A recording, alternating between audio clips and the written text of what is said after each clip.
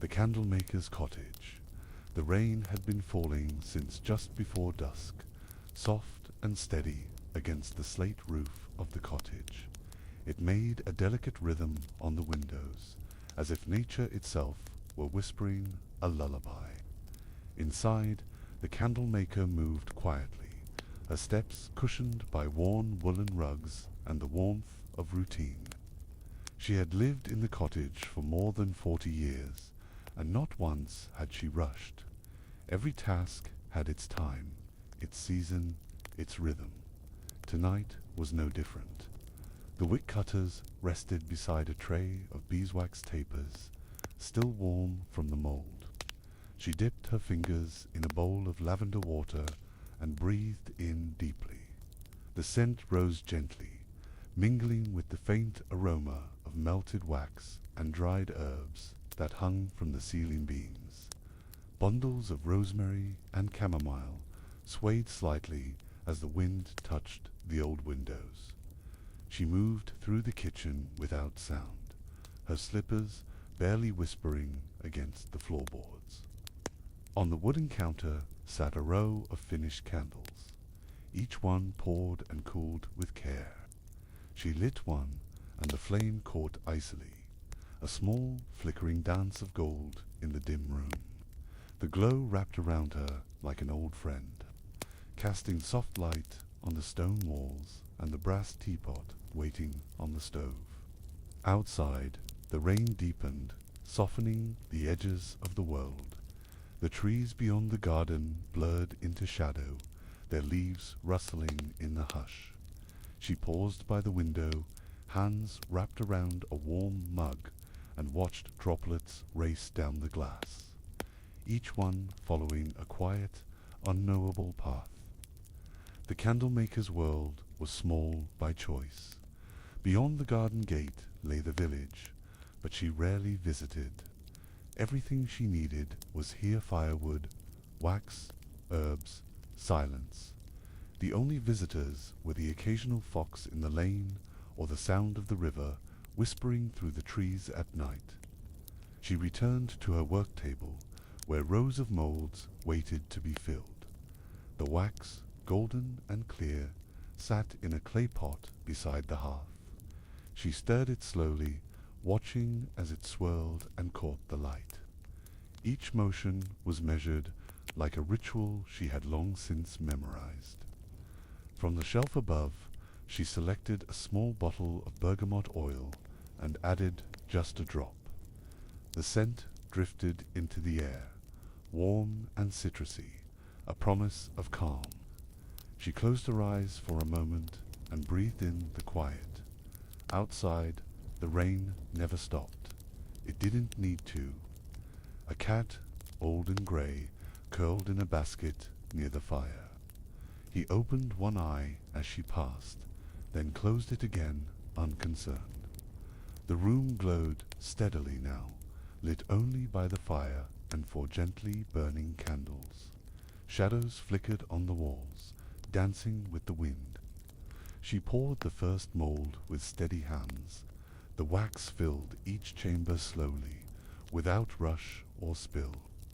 The cottage smelled of honey and earth and comfort, a scent that held memories, the kind that didn't shout, but lingered quietly, like footprints on soft soil.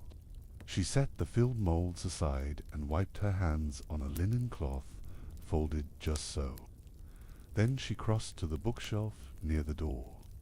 Her fingers brushed past worn spines until they found the right one, leather-bound journal. Pages soft and yellowed from time. She sat by the fire, journal on her lap, and began to write. Not in sentences, not in stories, just thoughts. Scattered like petals, the way the rain sounded tonight, the scent of melting wax, the way the wind sighed when it passed the chimney. Small, gentle things. Her handwriting was careful, each letter formed with patience. There was no need to remember everything, only to mark the softness of this moment. Later, when sleep came, it would come easily, like a wave returning to shore. But for now, the quiet held her. The fire cracked softly, a single log settling in the grate. Sparks danced up for a heartbeat, then faded. She looked over at the cat, still curled, still dreaming. In that stillness, the world felt perfectly in place, not grand or exciting, just full and calm. In the corner stood a tall cabinet with narrow drawers. Each drawer held something different: dried petals, pieces of string, beeswax sheets, tiny bottles of essential oils. She opened one at random just to smell the contents, and smiled. Clove and cedar. She used to keep notes in the drawers, little slips of parchment tied with ribbon SPs, old requests, words she liked the sound of. Over time, the ribbons faded, the paper curled, but she never threw them away. They felt like part of the room now, woven in. As she closed the drawer, a distant owl called once, low and steady from the trees beyond the garden. She paused, listening. Not for any reason, just to listen. That was her way always, leaving room for silence, for sound, for whatever the night might bring. She returned to the table where the molds were cooling, their wax beginning to cloud. She ran a finger along the edge of one, checking the set. Still warm, still patient, like everything here, nothing rushed in this cottage, nothing needed to. The teapot let out a soft breath of steam, reminding her it was ready. She poured herself a cup and cradled it in both hands. The warmth was immediate, deep. It seemed to reach through her palms and into her chest. A simple comfort, a kind one. She carried the cup to the window seat and settled into the cushions. The rain still fell, steady as a metronome. She sipped slowly, her breath matching the rhythm of the drops. Outside, the garden blurred in the mist. Inside, the world stayed still. She thought, not for the first time, about how lucky she was to live in a place where quiet was allowed, where slowness wasn't wasteful but sacred. She had built this life one moment at a time, and each one had shaped the next like river stones smoothed by water. The shelves across from her held jars, some clear, some frosted, each labeled in her hand, each with a past. Cinnamon bark, rose hips, dried lemon peel. She could remember the day she gathered most of them. The sun, the season, the feeling in her chest. The candle beside her flickered gently, casting light upward onto the window pane. Her reflection blurred in the glass, layered with the rain outside.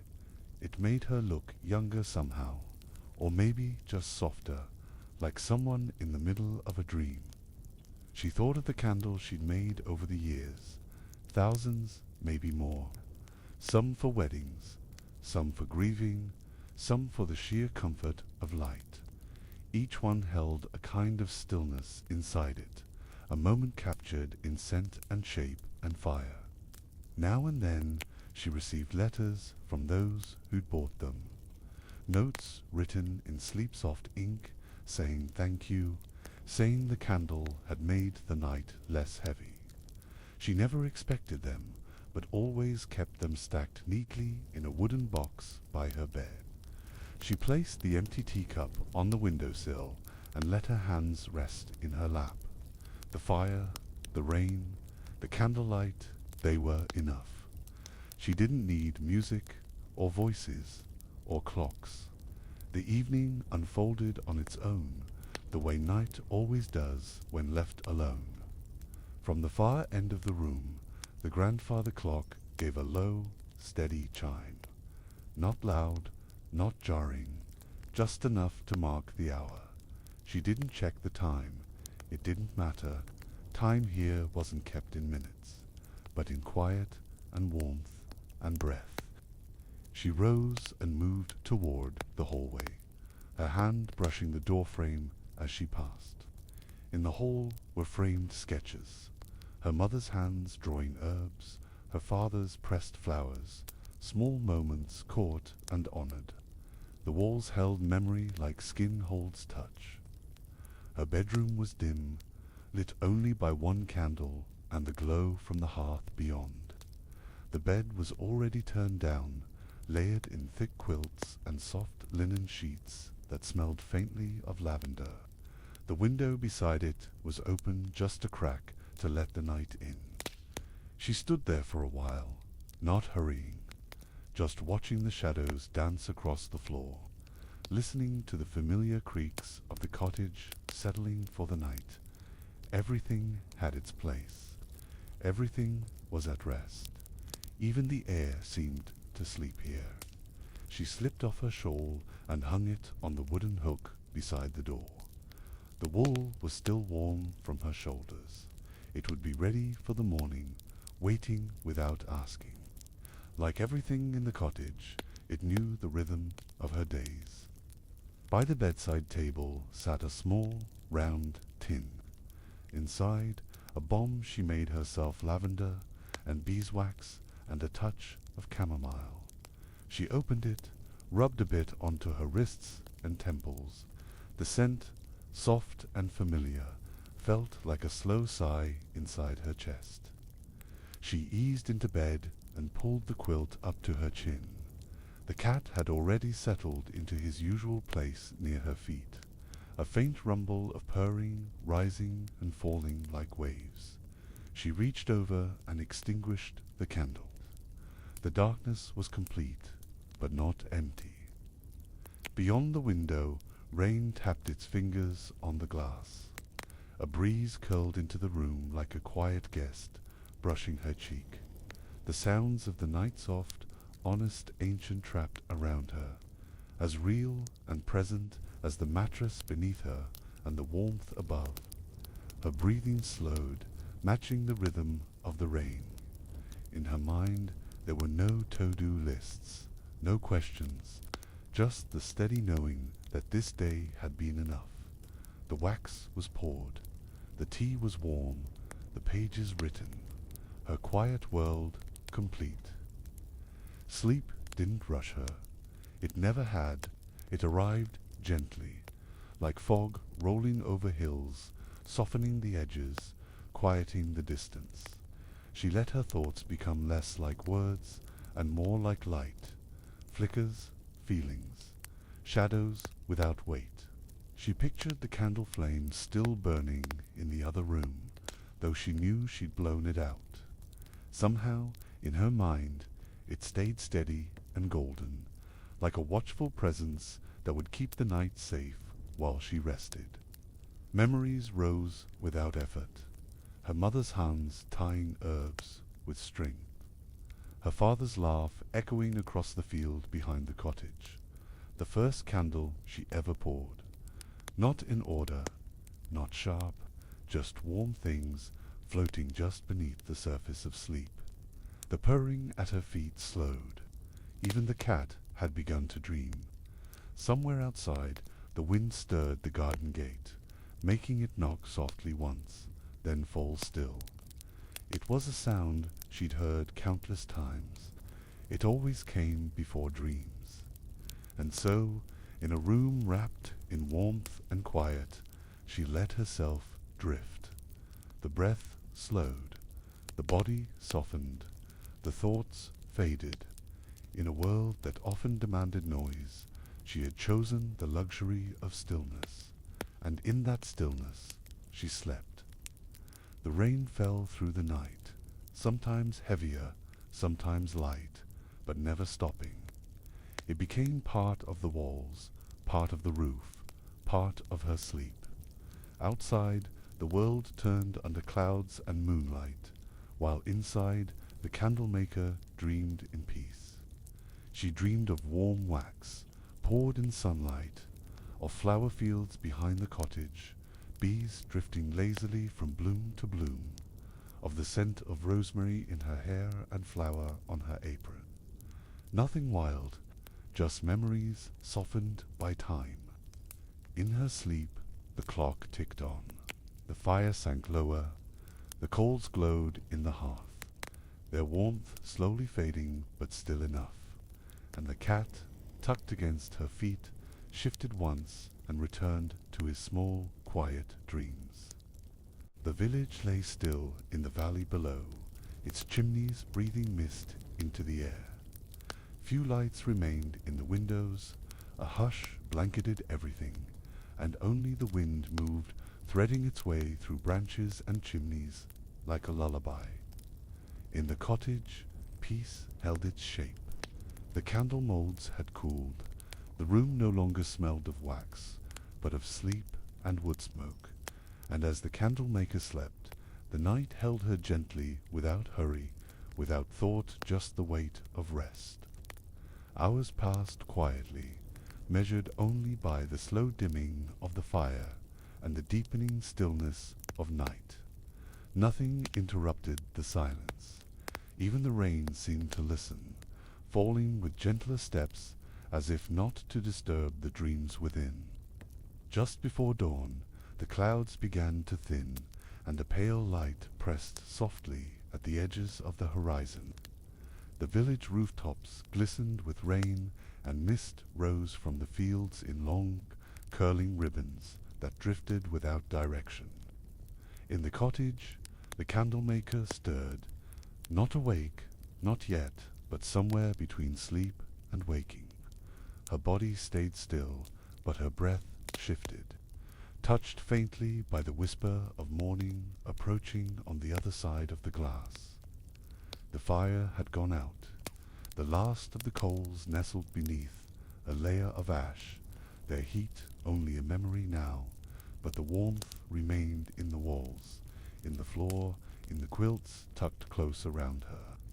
Everything she needed was already here. She did not rush to rise. Morning could wait. In her world there was no alarm, no deadline, only the slow return of light, the promise of a new day, and the knowledge that she would wake into it gently, as she had every day before, with quiet and peace. Eventually, her eyes opened not wide, just enough to see the soft glow of morning against the far wall. The rain had stopped. In its place was the sound of wet leaves brushing in the wind, and the faint call of a bird waking somewhere in the trees. She lay there for a moment longer, her body still heavy with sleep, her mind quiet. The cat lifted his head, blinked once, then nestled back into the folds of the blanket. No need to rise quickly. The day would unfold like the last and rushed kind, full of light. When she finally stood, the floor beneath her feet was cool but familiar.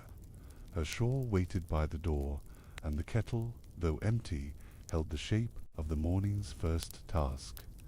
Her hands, aged but steady, reached for it with silent grace.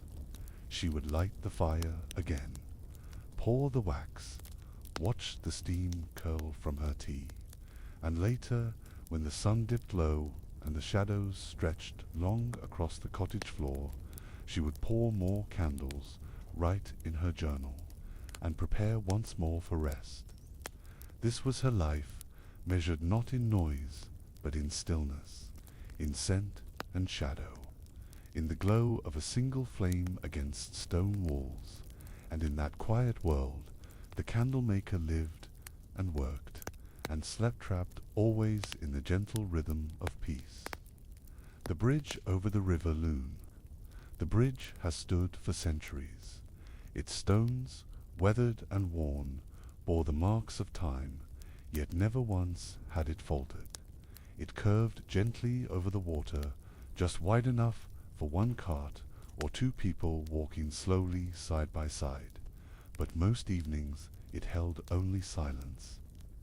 The river below moved without rush, always in motion, but never in a hurry. It shimmered beneath moonlight and whispered over smooth rocks, its voice quiet and thoughtful, like someone lost in a gentle memory. The trees that lined its banks leaned close, their reflections trembling in the current. At night, the bridge became a resting place for quiet thoughts. Those who crossed it rarely spoke. They slowed their steps, listening to the water, breathing in the cool air that drifted up from the riverbanks. Some paused in the middle, not to look, just to feel. An old lantern hung from a rusted hook near the center of the bridge. It hadn't held a flame in years, yet somehow it still glowed faintly when the moon was full. Locals said it remembered, not with light, but with presence, as if it had listened to enough stories to shine on its own.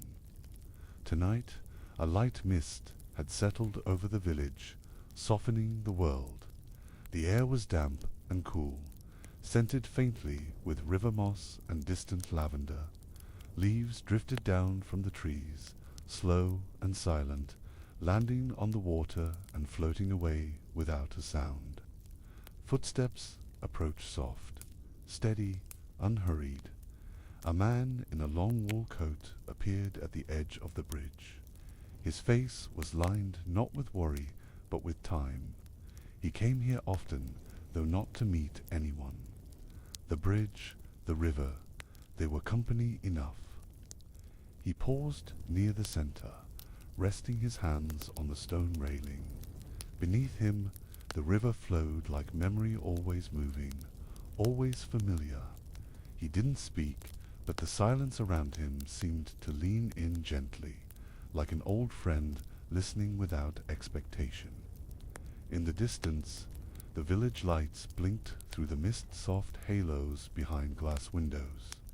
The man's cottage was among them, but not yet calling.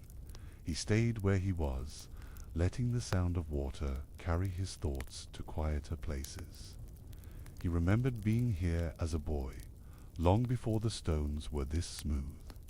He'd run across barefoot in summer, or sit at the edge, tossing pebbles, trying to guess where they'd land. The river had been a friend then, too patient, steady, unchanged. A breeze moved gently through the trees.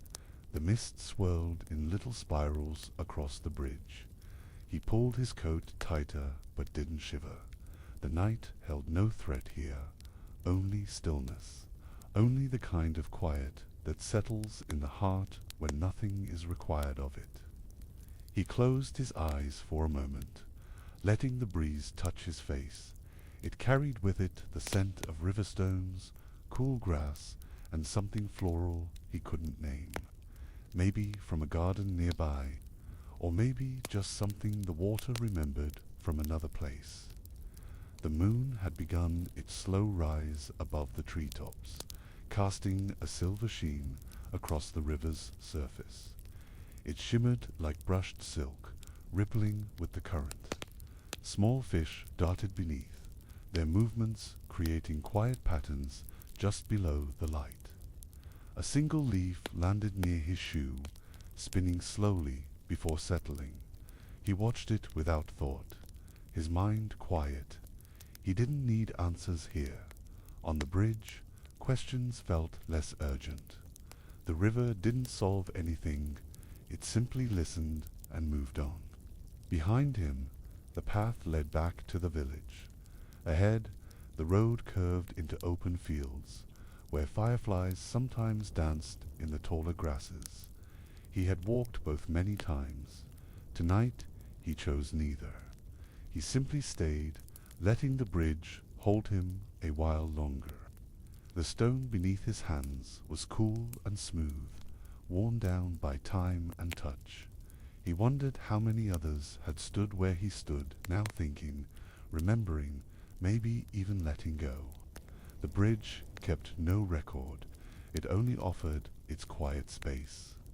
Some nights he brought a thermos of tea and sat on the low wall, sipping slowly while the river spoke below. But tonight he had come with only his coat, his breath visible in the cool air and the soft company of mist and moonlight. He reached into his pocket and pulled out a small, stone-smooth flat. the kind perfect for skipping. He didn't throw it, just turned it between his fingers, feeling its weight, its shape. A simple thing, real, grounding, like the bridge itself. Far downstream, a pair of ducks glided silently across the surface, their shapes barely visible. They moved without rush, making no sound but leaving soft ripples behind them. He watched them disappear into the shadows without a word. His breath slowed. The rhythm of the water seemed to guide it. In, out, just like the river, just like time. He had no destination tonight, and the night demanded nothing. It only offered its presence, its quiet, and a place to rest for a while. He let the stone slip from his fingers. It landed near the center of the river with a gentle plunk, sending rings outward that shimmered in the moonlight. The sound was small, but satisfying, a simple act of release, of trust in the flow. The ripples faded. The river resumed its quiet song, unchanged and unbothered. The man smiled faintly, not because of anything in particular, but because peace has a way of blooming gently when nothing is asked of it. In the branches above, a bird shuffled in its sleep, feathers rustling softly. The night held everything motion and stillness. Memory and now-and wove them together like a lullaby for the waking and the dreaming alike. He glanced once more down the path toward the village. A soft yellow glow shone from one cottage window. Someone else was awake, perhaps with a book or a cup of something warm. He liked knowing others found quiet in their own way. Still, he lingered. The bridge had always felt like a pause in time, a space between destinations, between decisions, but here the pause wasn't empty, it was full of water and stone and breath, full of being without doing. A gentle ache in his knees reminded him it was time to move, not because he had to, but because the night would carry on whether he stayed or not. He patted the stone railing once a small goodbye turned toward the path home. His footsteps were soft on the damp stone, barely rising above the hush of the river. Behind him, the bridge stood as it always hadn't moved, unchanging, quietly watching the world slip by beneath its arches. As he walked, the mist began to lift slightly, revealing more of the field beyond and the silver-threaded stream that wandered beside it. The stars peeked through gaps in the clouds, blinking gently like sleepy eyes. He thought about how many nights like this he had lived through, and how few he had truly noticed. This one he would remember, not for any great reasons, just for the way the air smelled, the way his thoughts had softened, the way stillness had found him. When he reached the end of the path, he turned once more to glance at the bridge. It was barely visible now, half hidden in the lingering mist, but he knew it was there. It always would be, steady, waiting, like a friend who never left. With quiet steps, he made his way back toward the glow of the village. The sound of the river faded slowly behind him, replaced by the creak of his gate and the hush of the world tucking itself in for sleep. His door opened with a familiar sound, hinges sighing in a way that felt almost like welcome. He stepped inside, hung his coat by the fire, and stood for a moment in the stillness. The warmth of the room met him like an embrace. He lit a single candle and placed it on the window sill. Its glow flickered gently, casting soft light on the glass. Beyond it, the bridge was no longer visible, but the river's quiet song echoed faintly in his ears, as though he'd brought it with him. Without rushing, he moved through the evening's final tasks. A cup of warm water, a folded blanket, the gentle brushing of teeth. He did each one slowly, like a ritual, simple gestures that prepared his body for rest and his mind for quiet. He settled into bed, the covers pulled up to his chest, the room lit only by the candle in the window. Outside, the mist had thinned, and the moon shone clearly now, its light soft as silk across the rooftops of the sleeping village. With eyes half closed, he thought once more of the bridge, of its silence, its strength, and its gift of stillness. And as his breath deepened, his thoughts drifted like the river itself, soft, slow, and steady toward sleep. Dreams came like soft footsteps across the bridge light, unhurried, full of quiet images. He saw the river under stars, the lantern glowing faintly, the mist curling round his ankles like silk. No words, just warmth, just rest. Outside, the candle in the window flickered once, then settled into a steady flame. Its light was small but sure, like the memory of a peaceful walk or the sound of water remembered long after it's gone. The bridge stood in the dark, unchanged. It held no opinion, no purpose beyond what others gave it. Yet still, it remained a place to pause, to reflect, to listen, and in doing so, it offered something rare, the permission to simply be. The village slept, the river flowed, the night unfolded in its quiet rhythm, and the man slept within it, gently carried by everything he had heard, everything he had felt, and the endless, soothing current of the river Lune. And as the moon watched over water and stone, the bridge waited without hurry, without need its arches patient, its silence complete, holding the dreams of those who had crossed, and the stillness of those who simply stood and listened. The old mill's silent gears, the old mill stood where the river bent, tucked behind a row of tall reeds and wildflowers. Its wheel, once turning with the current, now rested still moss-covered and softened by years of rain and sun. No grain had passed through in decades. Inside, time had gathered in layers dust on beams, cobwebs in corners, the faint scent of old wood and oil long since dried. Yet the mill wasn't abandoned. It had simply learned how to sleep. And someone still came to visit it almost every evening. Her name was Elsie. She had lived in the village her whole life, and the mill had been her first job when she was barely tall enough to reach the grain sacks. Now in her 70s, she still walked there each evening, steps slow but certain.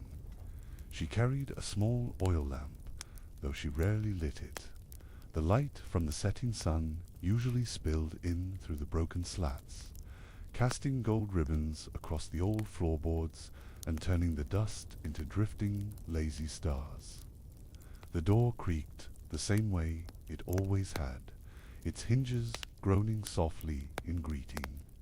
Elsie stepped inside and closed it gently behind her, as if not to wake the building. She moved with quiet familiarity, brushing her hand along the worn wooden wall. A stool waited near the window, just where she'd left it the night before. She sat without a sound, her hands resting in her lap. Outside, the river still flowed, brushing past the wheel with a hushed murmur, as though remembering how it used to turn. Elsie didn't come to fix or to change. She came to be still. The mill, long ago retired, had become a sanctuary not for work, but for quiet. Its silence wasn't empty. It was layered, rich with memory. You could feel it in the beams, the floor, the light. She looked up at the rafters where swallows once nested. Their nests still clung to the beams, though no wings filled the air now. The quiet was different than silence. It had texture like a well-worn quilt, soft, layered, known. Her eyes traced the gears high on the wall-giant teeth that once groaned and turned, powered by the river's steady push. Now they held still like old bones at rest. She didn't mind. She found peace in their stillness, in knowing they had done enough. Reaching into her coat pocket, she pulled out a small cloth bundle. Inside it, a slice of bread, still warm, and a folded napkin. She never ate much, just a few slow bites, savoring the moment. The meal made everything taste like memory.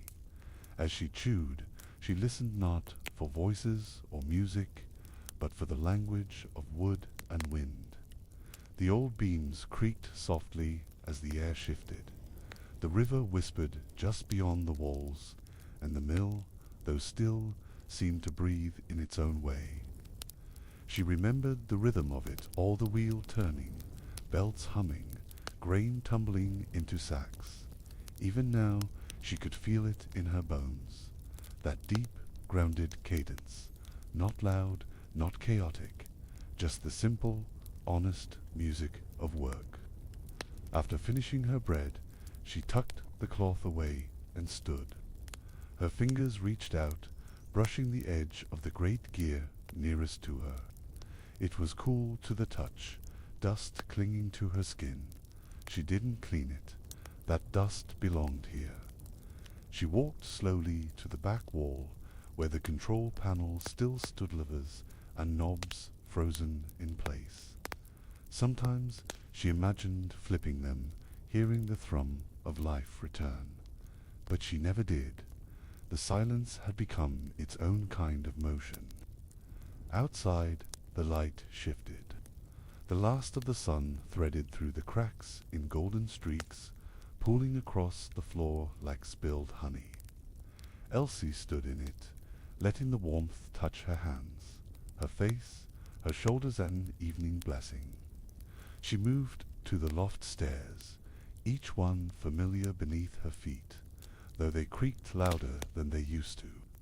At the top was the old ledger table, still covered in yellowed paper and a single feather quill left as if waiting for one more entry. She ran a hand over the tabletop, her fingers tracing faint pencil marks and flower stains. This was where she once tallied the weight of grain, the names of neighbors, the quiet numbers that had built lives and kept winters warm. Elsie pulled over the old stool, its seat worn smooth by decades of use. She sat with a sigh, not of sadness, but of return. This place knew her. Even in silence, the mill felt like it remembered, and she remembered too gently, not painfully.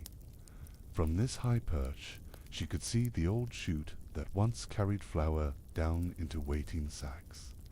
Now it held only dust and light, but she could picture the clouds of fine powder, the way they hung in the air like ghostly lace.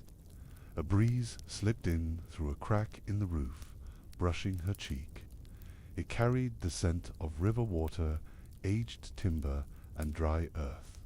Not fresh, but familiar like pages of a well-read book, or the folds of an old blanket. She closed her eyes, letting her breath match the slow rhythm of the place. Inhale with the wind, exhale with the settling wood. No clocks here, no ticking, just the soft, natural movement of a place long past urgency. Somewhere below, a floorboard shifted, likely from the weight of a small animal or the settling of the structure. She smiled at the sound. The mill wasn't emptied, was simply quiet. Quietness, she'd learned, was not the same as loneliness. She stood again, her knees creaking like the stairs beneath her. She didn't mind. The creaks were just another part of the music. She made her way down slowly, hand brushing the rail worn smooth by years of careful descent. Back on the ground floor, the golden light had faded to blue. Evening had arrived fully, and the world outside had softened. The river's voice grew more distinct now, as other sounds hushed to let night take its place. She sat again by the window, where the fading light painted long shadows across the floor. The trees across the water swayed gently, their reflections rippling in soft silver waves. This was her favorite part of the Datha, hush between light and dark. This was when memory felt clear as snot, sharp but present, not demanding but soft. The faces of those she'd worked beside returned to her in flickers, smiles over steaming mugs, laughter lost in grain dust, hands steady on levers and sacks.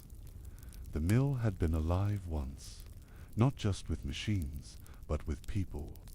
Voices had echoed here, boots had scuffed these floors, and songs had been hummed over the din. She could still hear them if she sat quietly long enough. She didn't long for those days, not exactly. They had passed, and she had let them, but there was comfort in their footprints, in the way the walls held echoes. The mill hadn't forgotten, and neither had she. It was enough to sit and remember. From her coat pocket she drew out a small tinnelled round, and dented from years of use. Inside were bits of lavender and chamomile, dried with care. She opened the lid and let the scent drift into the room, soft and earthy and soothing. She placed the tin on the sill beside her, a gift to the space, not in ceremony, just in gratitude, for the quiet, for the remembering, for the stillness that allowed her to feel whole even in silence. The mill received it without question. Outside, the first stars began to appear, just a few, blinking through the deepening blue. The river reflected them unevenly, little flecks of light caught in motion. She watched them like one watches a fire without needing reason. A soft sound stirred behind the wall, perhaps a mouse or the creak of an old board adjusting to night air. She didn't startle. The mill spoke in these little ways. It had always been a place of movement, even in its resting. She leaned back in the chair, letting her shoulders drop and her breath slow again. Her hands folded in her lap, one thumb tracing slow circles against the other. The rhythm soothed her, simple and quiet, like the turning of the wheel that once was. The light dimmed further. What was left of the day faded from the sky, and the room grew wrapped in shadows. She didn't reach for her lantern. Darkness didn't worry her. She had known it long enough to trust it. In the soft dark, the mill seemed even more alive. Its size, its creaks, the way it held the shape of time, it felt almost like a great creature sleeping, breathing deeply in its wooden bones. And she was not alone within it. She never had been. She thought of how many sunsets the mill had seen, how many seasons had passed across its roof, how many snowfalls had hushed its wheel, how many warm springs had brought the scent of wet earth and wild violets through its doors. Each season left something behind, the scent of hay, the pattern of rain on old glass, the golden hush of early autumn. The mill remembered them all, not in words or photos, but in its air, its floorboards, its patient, holding silence. She closed her eyes, not to sleep, but to listen deeper. The river outside, the soft stir of leaves, the sound of a world winding down. In this place, even her breath felt part of the structure, another sound the mill had learned to carry. For a moment she imagined it again, the wheels slowly turning, water rushing along its paddles. Not loud, not roaring, just working. Steady, strong. She didn't miss the labor, but she missed the rhythm, the quiet purpose, the way the gears had hum. She whispered aloud a single line she remembered from years ago. Everything moves in circles. She didn't recall who had said it. Maybe her father, maybe the mill itself, but it felt true here, felt true in her bones. Her voice, though quiet, didn't echo. The mill absorbed it, held it gently, like it did everything else. Nothing was lost, it only softened, turned over and over until it became part of the stillness. She stood slowly, her legs a little stiff now. She moved toward the doorway, pausing with one hand on the old frame. Behind her, the shadows had deepened. Before her, the night waited, cool and calm, stars scattered like salt above the trees. Before leaving, she looked once more at the great gear by the window. Its teeth caught the moonlight, dull and weathered, but proud. It hadn't turned in years, but it had turned once, and that was enough.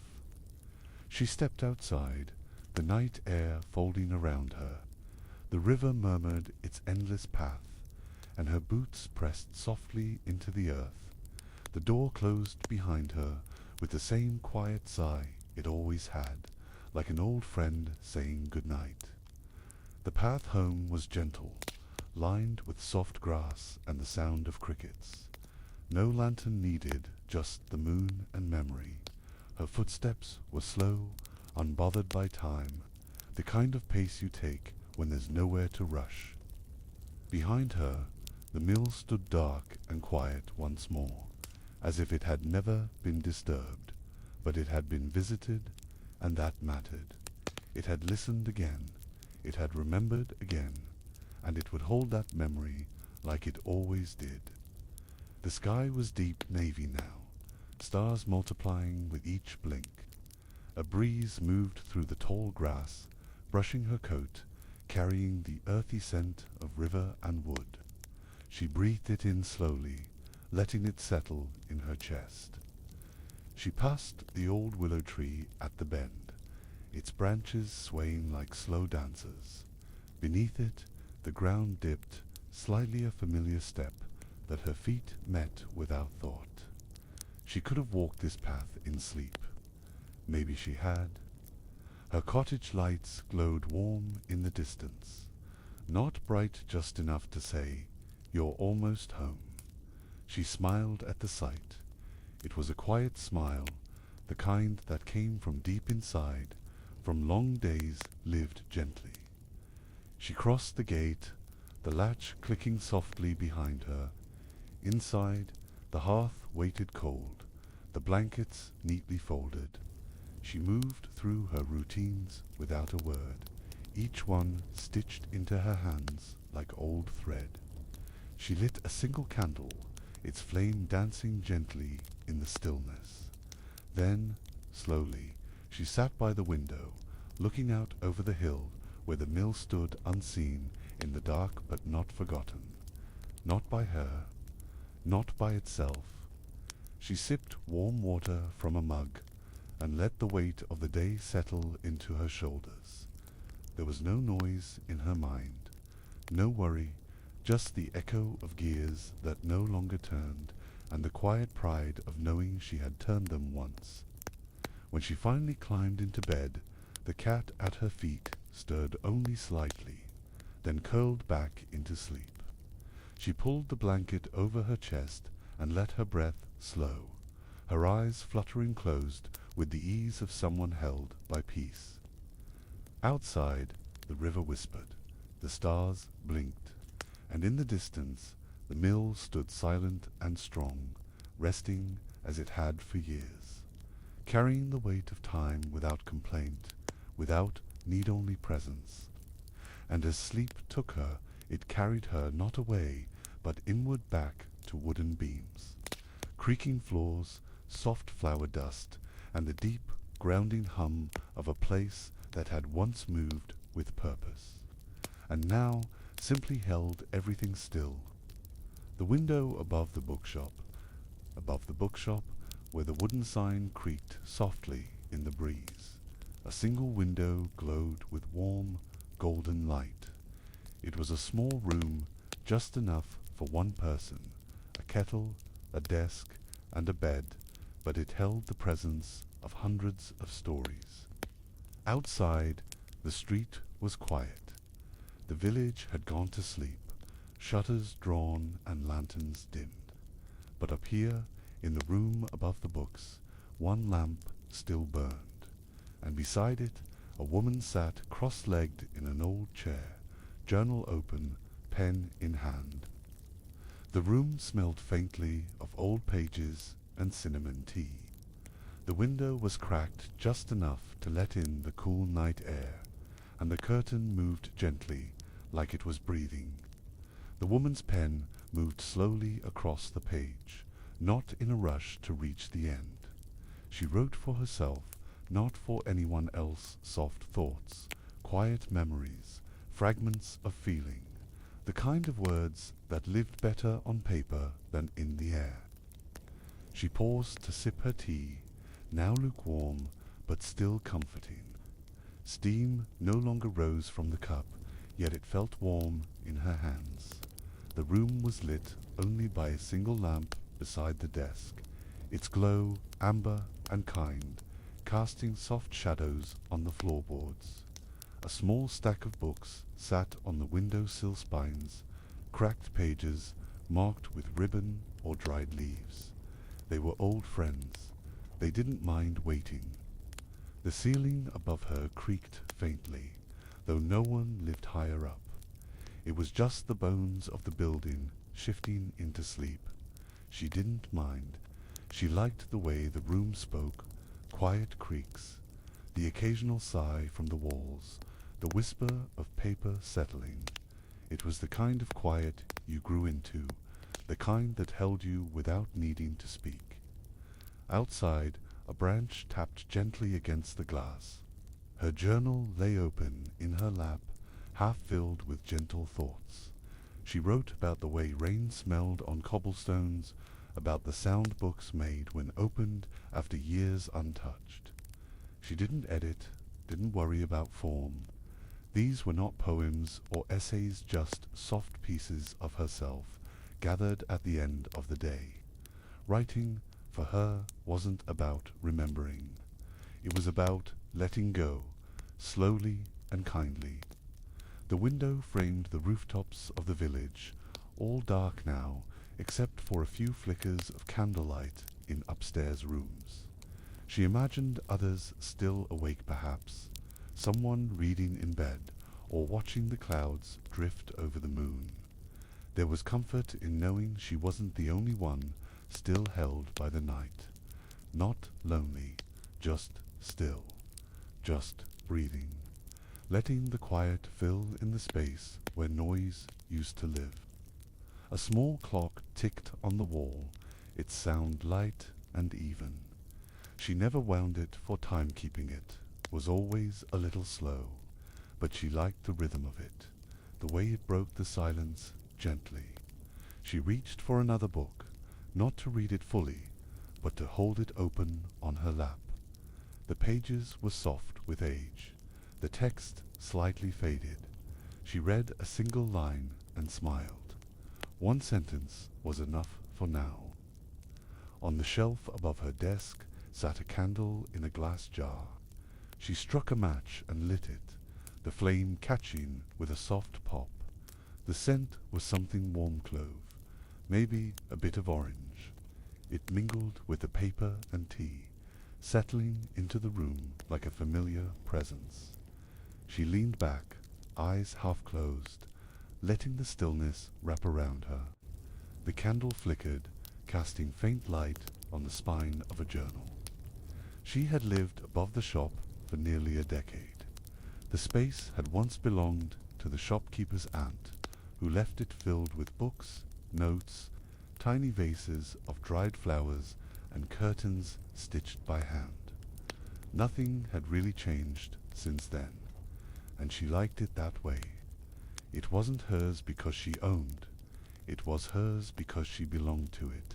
The walls remembered her just as she remembered them. The streets below were empty now. Even the cafe across the square had gone dark. She listened for footsteps, wheels, anything but the world outside had quieted completely. It was a kind of silence she loved most, not absence, but presence. The hush that held things gently. She rested her hand on the window frame, feeling the faint chill of the glass. The night was cool, but not cold just enough to soothe. She thought about writing letters she'd never send, words meant only for the page. To old friends, to people she once loved, to versions of herself that existed only in memory. The idea comforted her. Not everything needed a reply.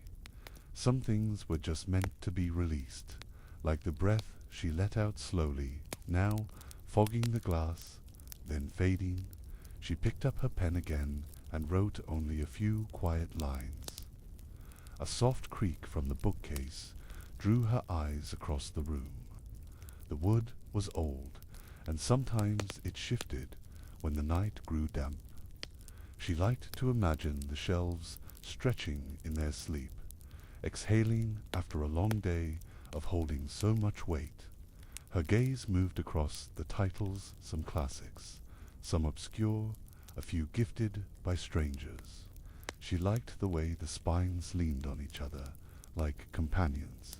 The kettle clicked off in the corner. She had filled it earlier, forgetting she'd turned it on. She rose, slow and deliberate, and padded across the floor in wool socks. The kitchen was small, barely more than a corner, with shelves and a narrow counter, but it held everything she needed. She poured the water into her mug and added a pinch of dried chamomile. The scent rose quickly, wrapping around her. She carried the mug back to the chair and held it close, both hands wrapped round the warmth.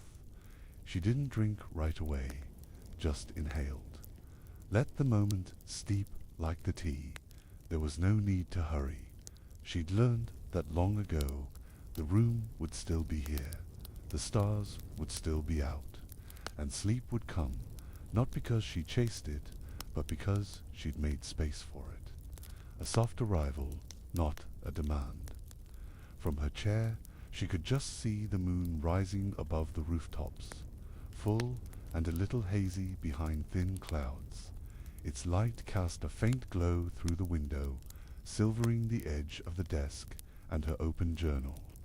She didn't write again right away. Sometimes it was enough just to sit still and notice the world continuing without effort. The moon did not ask to be seen. It simply rose. A gentle breeze moved the curtain again, slower this time, like the room was exhaling. The flame in the candle danced slightly, but held steady. She took a sip of tea still warm, still fragrant hand, let it settle in her chest. Outside, a night bird called once, a soft, low note that echoed down the lane. She didn't look to find it. The sound was enough. Some things were better left as mystery and moment. She leaned back, eyes drifting toward the bookshelf once more. One book stood out, green cloth cover, no title on the spine. She reached for it without thinking. It opened to the middle, as if it knew where she wanted to begin. A poem greeted her, simple and spare, about rivers and stars and silence. She read it once, then again, then closed the book with a quiet smile. Just enough, not more, not less. A small framed photo sat on the desk, faded at the edges, corners curling slightly. It showed the shop below many years ago, with ivy crawling up the brick and a striped awning hanging low. A handwritten sign sat in the window, "Stories Inside." She ran her finger along the frame. She had loved that phrase. It reminded her that the building itself held stories too, not just in pages, but in its bones. The candle was burning lower now, its wax pooling quietly at the base. She didn't mind letting things run their course, felt right. No need to blow it out too soon. She placed her journal back on the desk, the pen resting across its cover. The pages would be there tomorrow. The stories would wait. She rose slowly, cradling her mug, and walked once more to the window, her breath clouding the glass. The village was silent below, rooftops softened by moonlight, chimneys resting, windows dark. It was a peaceful kind of stillness, not empty, just settled. She rested her forehead gently against the cool glass, her eyes half closed. There was nothing to fix, nothing to finish, just this moment, just breath and quiet. The soft weight of night folded around her like a blanket. She let herself feel held by it. She turned from the window and moved to the edge of her bed, pulling back the quilt one corner at a time. The sheets were cool, but not cold, and the mattress gave beneath her like it remembered her shape. A book rested on the pillow where she'd left it, earlier marked by a sprig of dried lavender. She didn't reach for it just yet. She slid under the covers and laid still, the mug warm in her hands. She placed the empty mug on the bedside table and curled onto her side, one hand tucked beneath her cheek. The candle's light flickered gently on the ceiling, its glow soft and golden, dancing in slow waves like quiet thoughts. She listened to the ticking clock, no longer counting time, only holding it. Her eyelids grew heavy, not from exhaustion, but from peace, from being exactly where she belonged. In the stillness, her mind wandered not far, just gently, like a feather caught in a breeze.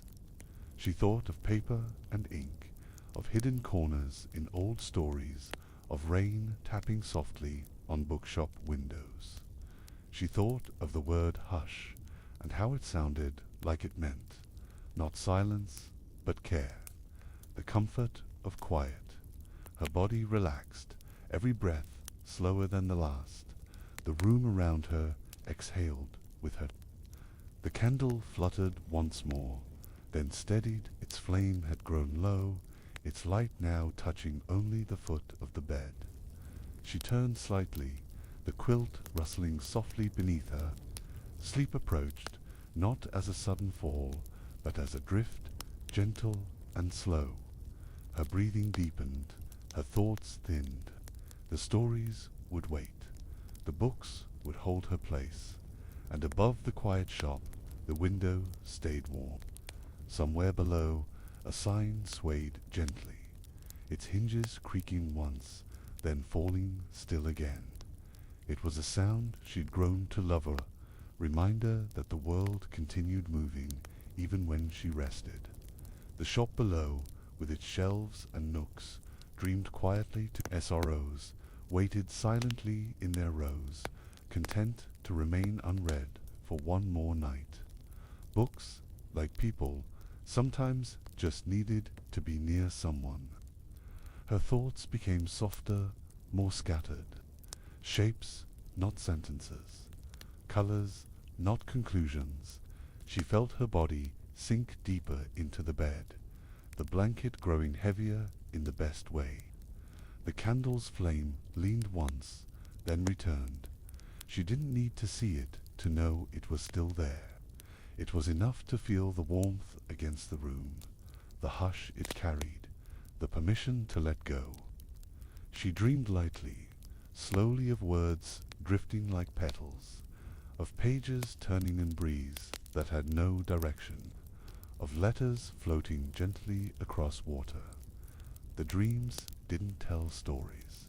they simply existed, like clouds passing over a sleeping town, leaving no mark, only softness. In the dream, she walked barefoot through a hallway made of shelves, touching each book like it was a heartbeat. Outside, a soft wind moved down the lane, brushing past doorways and shutters, rustling ivy on old bricks. It passed the shop and its glowing window, then faded into the quiet behind it. The candle flickered one last time before lowering itself. The flame drew inward like a sigh and gently went out, its smoke curling in slow, graceful spirals before disappearing. Darkness settled fully in the room, but not a hollow kind. A full darkness, safe, complete, the kind that held everything gently and asked nothing in return. Her breathing was deep, and even now the clock still ticked. The wind moved softly, and above the bookshop, behind the now dark window, sleep had wrapped itself around her, quiet as paper, warm as light, and lasting through the night. Downstairs, the shop remained still shelves, lined with stories, waiting patiently. The floorboards held the memory of countless footsteps, and the air carried the scent of ink, dust, and dried rose petals. Even in the silence, it felt alive. The books knew how to sleep too. They had their own rhythm, their own kind of rest, breathing quietly in the dark, dreaming of being opened again when morning came. The old register sat beneath the front counter, untouched since closing. Its keys, once clacked and clattered with activity, now rested without complaint.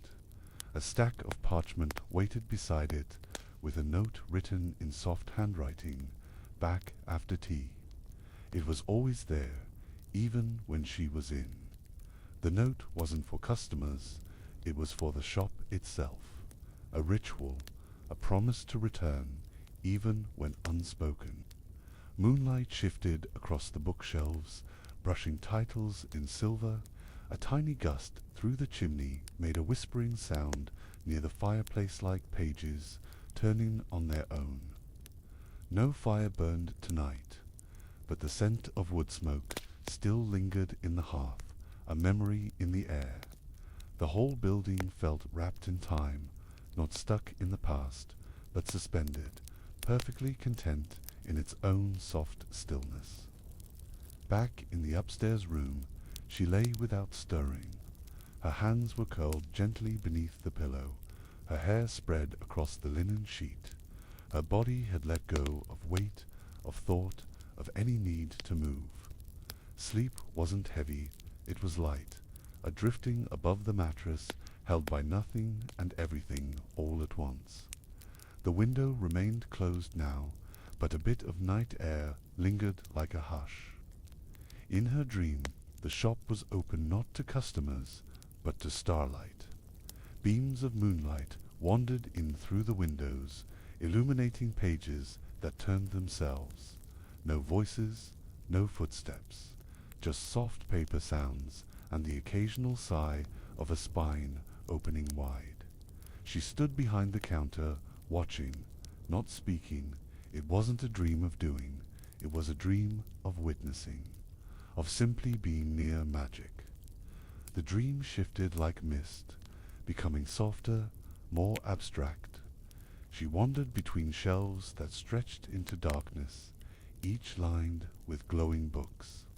When she touched a cover, a sound would play, a bell, a breeze, a quiet laugh. None of it frightened her. It all felt known, as if she'd dreamed it before. The shop in her mind moved like the sea fluid, endless, gentle, filled with pages and peace. Back in the waking world, the room above the shop remained untouched. The candle's wax had cooled into a soft pool, hardened now in the chill of the early morning. The blanket rose and fell gently with each breath. Outside, the wind had quieted.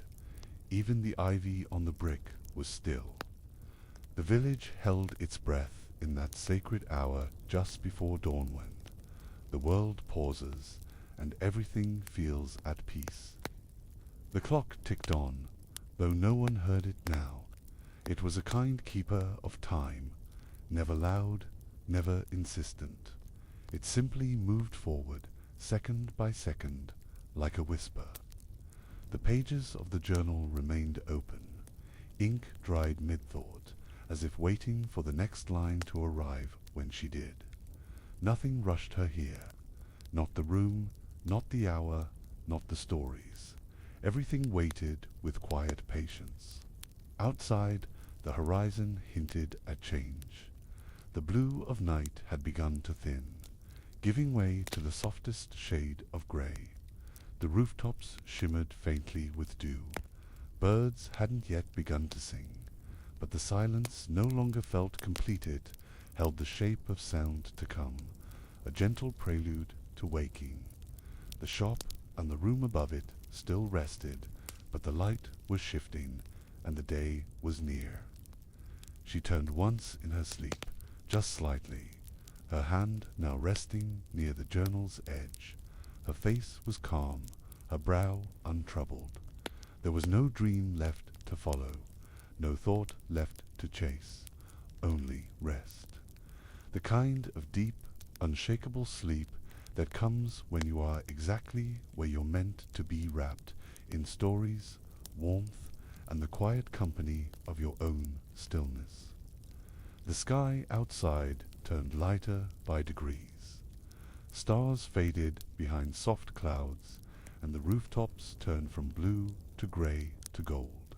Somewhere a door creaked open, and the first stirrings of morning began their quiet rise, but the shop below stayed closed, its stories asleep, and above it the window remained dim. No movement yet, no rush. The world knew how to begin slowly, and so did she.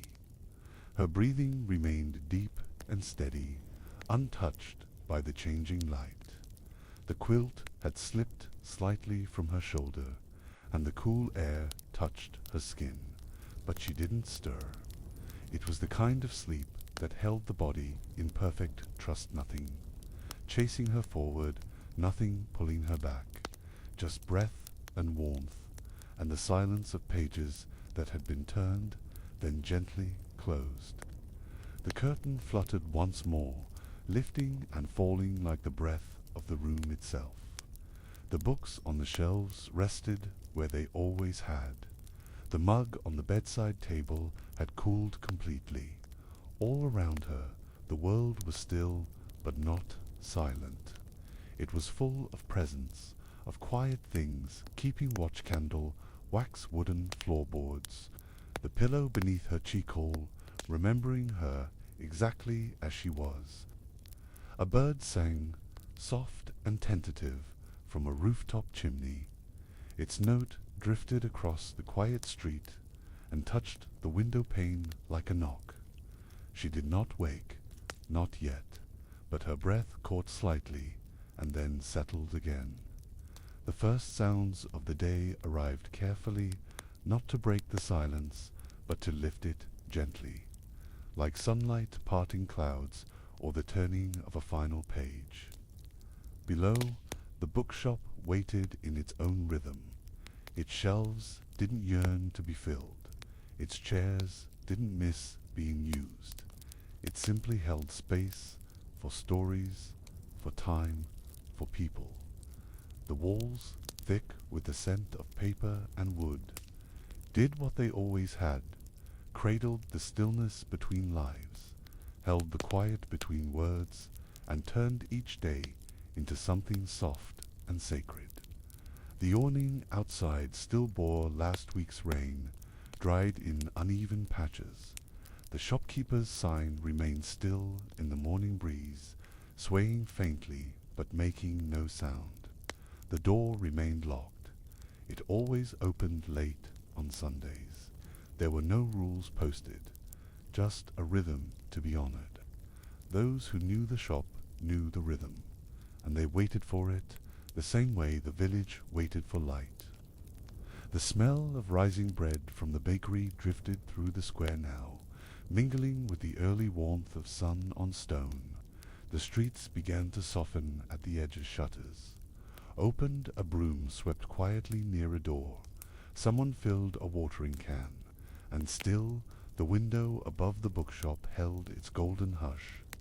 The room inside had not yet turned toward the day. It stayed with the night a little longer. She shifted slightly beneath the quilt, her eyes fluttering once, then closing again. No need to rise just yet. Her body knew there was still time to rest. The room agreed. Everything inside it moved at the pace of her breath, slow and deep. Her journal waited on the desk. Her story would continue later. Morning didn't demand anything here. It only offered a hand, softly extended. Eventually, she would wake, she would light the kettle, open the window wide, and write again. She would sweep the floor of the shop, dust the shelves, and let in those who came for stories. But not yet. The day was kind, and it waited without knocking.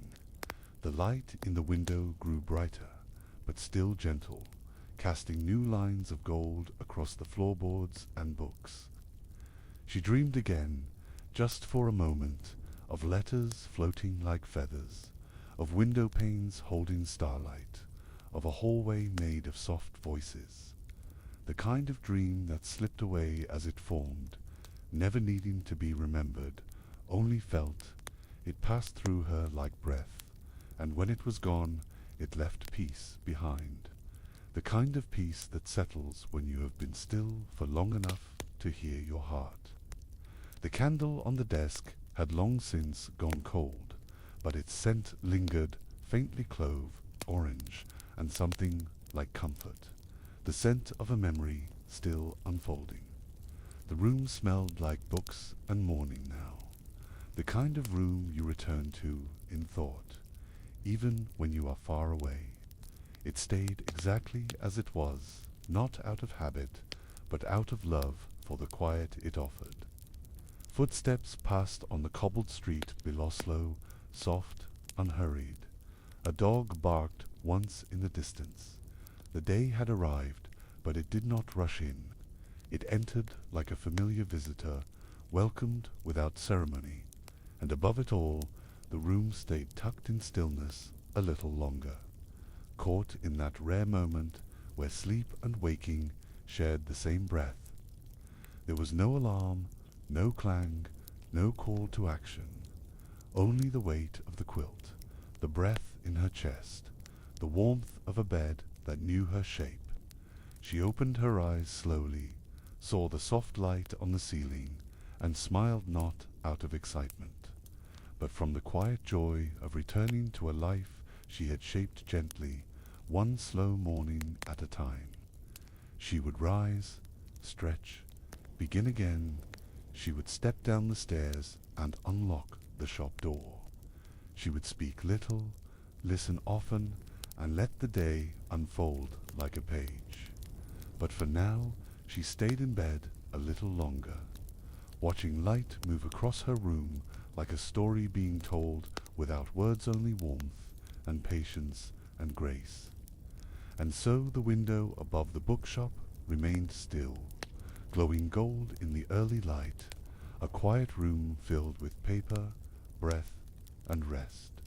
A story paused mid-sentence, a candle that had burned itself out in peace, and inside, someone waking slowly to a world she had written herself into line by line, day by day, without ever needing to rush.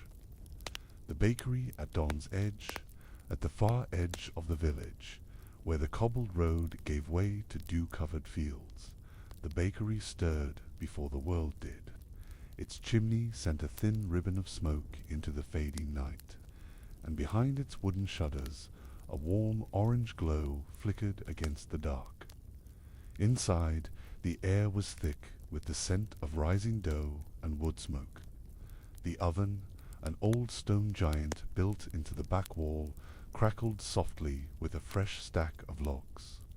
It had been baking bread longer than anyone in the village had been alive, and it did so with quiet pride. Clara, the baker, moved through the quiet space with slow familiarity. Her apron was dusted with flour before the sun even touched the horizon. She didn't need to look at the clock. Her hands knew the rhythm by heart. First the loaves, then the rolls, then the pastries, folded gently like morning wishes. Everything had its place, and nothing was ever rushed. The bakery was a place of patience. She lit 2 lanterns above the work table and watched the warm light settle across the wooden countertop. Outside, the fields were still dark, mist curling around the fence posts. Inside, time stretched long and slow and soft. Clara rolled the dough with even pressure, her palms moving like they were whispering to the bread. She didn't speak aloud. The bakery didn't need words. It needed care. A gentle hum escaped her lips, an old tune, half remembered from her grandmother's kitchen. The sound filled the space like steam rising from tea. She shaped the dough into rounds, then into braids, then into quiet little spirals meant for the window display. The oven cracked again behind her, ready to receive its first tray. Clara opened the door, and heat greeted her like a friend. The tray slid into the oven with a soft scrape, and Clara closed the door gently, sealing in the warmth. She wiped her hands on a folded towel, then leaned on the counter for a moment, listening. The wood crackled, the dough rose. The whole bakery seemed to breathe. It was too early for footsteps or chatter. This was her favorite hour, the time when the world hadn't yet woken, and everything waited in peace. She moved to the front window and lifted the wooden latch. The pane creaked open, letting in the crisp breath of morning. Mist curled through the air like ribbon. The street was still empty, save for one street lamp humming softly and a stray cat curled beneath the bench. Clara rested her elbows on the sill, eyes on the sky. The first hints of light gathered on the horizon like butter spread thin on bread. Returning inside, she passed shelves lined with jars, honey cloves, dried figs, cinnamon sticks, the scents mixed in the air, wrapping around her shoulders like a shawl. She reached for the cinnamon and opened the lid. The smell pulled a smile from her. Some ingredients held memories so strong they spoke louder than words. Cinnamon always reminded her of winters, warm mittens, and quiet laughter. She measured carefully, folding the spice into a new batch of dough, her fingers dusted in flour and warmth. Behind her, the oven let out a soft breath. The first loaves would be done soon. She reached for the kettle and set it on the iron hook above the hearth. Tea would help carry her through the next few hours. She chose chamomile today, something gentle, something to match the mood of the morning. A faint knock echoed from the back door to taps, then pause, then one more. She knew the rhythm well. It was Thomas, the farmer from down the lane, come early to trade milk for fresh bread. She wiped her hands, opened the door, and greeted him with a quiet nod. No words were exchanged, just a smile, a jug of cream, and a warm cloth-wrapped loaf. Some kindnesses didn't need conversation to be felt.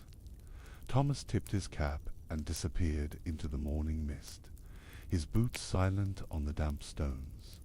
Clara closed the door gently and placed the jug on the counter beside her tea. She poured a small splash into her cup, stirred once, then left the spoon resting inside. The warmth rose up to meet her, both from the mug and from the oven behind. She sipped slowly, her breath sinking with the stillness. The scent of baked bread began to fill the room thick, sweet, grounding. Clara moved to the oven and opened the door with a soft creak. The golden loaves sat proud and round, their tops split gently like smiles. She reached in with practiced hands and lifted the tray, placing it on the counter where the steam curled upward like fog. The warmth kissed her cheeks. The day had truly begun now.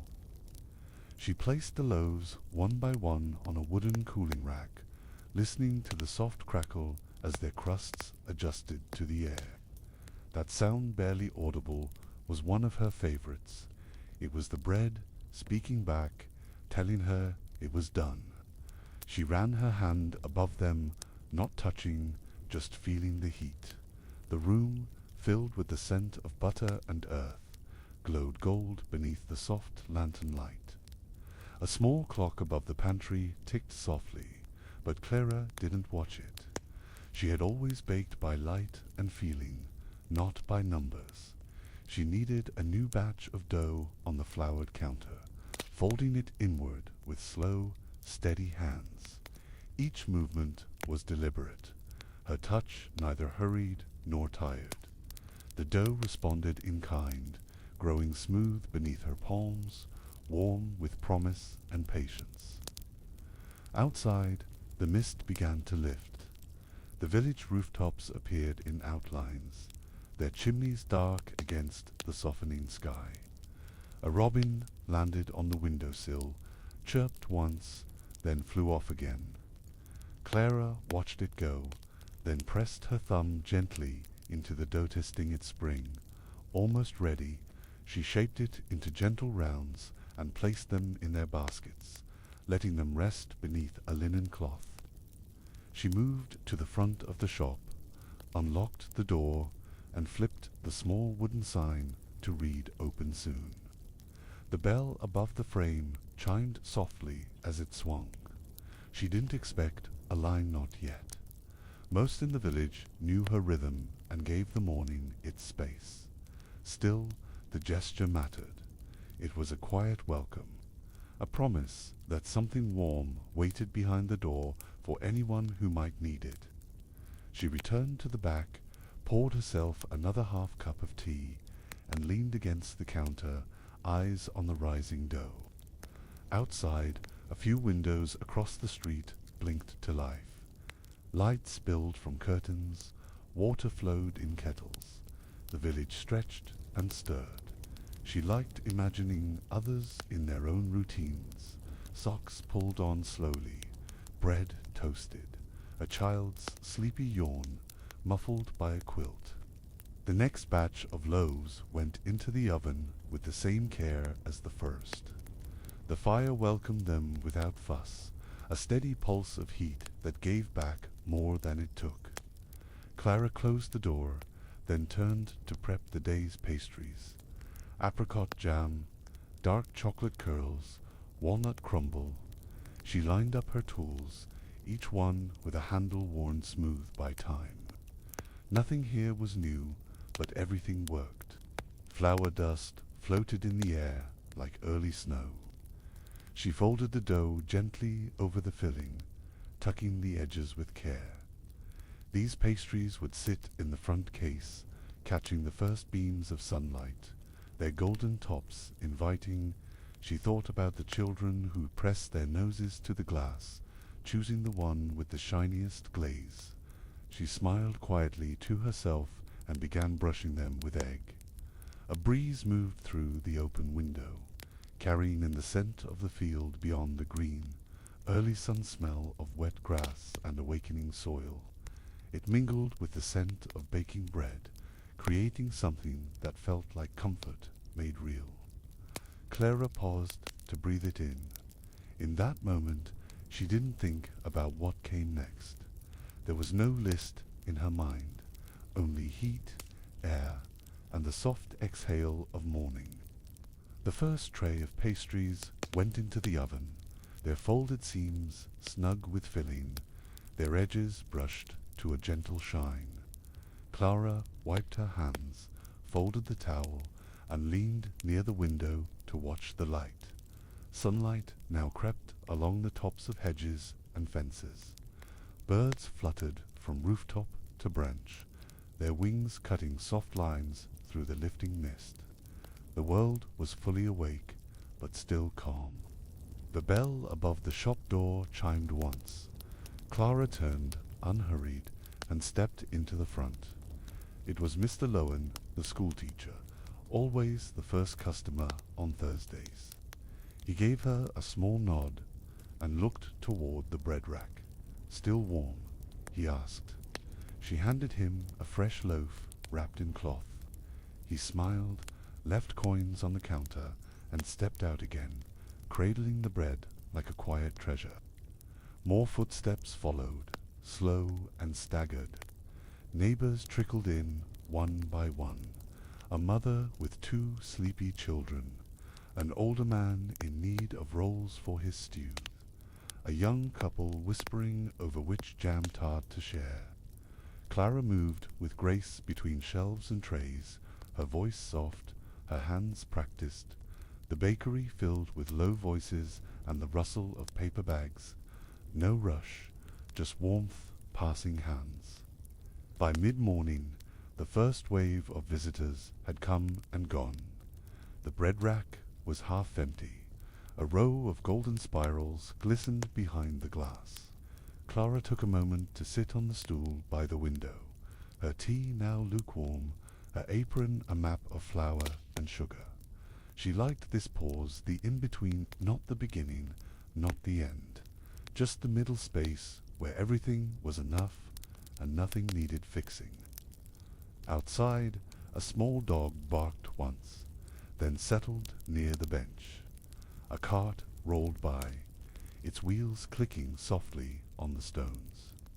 Somewhere a bell rang in the distance. Clara rested her head against the cool window pane. She watched the quiet patterns of the day unfold, the way sunlight touched the brick wall across the street, how the ivy waved in the breeze, how time moved without asking for attention. She stood again and checked the oven. The last tray of pastries had puffed up perfectly aged golden, tops just beginning to crack. She removed the tray and let the scent spread through the room like a ribbon, butter, sugar, and something softly sweet. She arranged them on the display rack with care. Each one looked like a little sunworm, bright, ready to be chosen. No two were quite the same.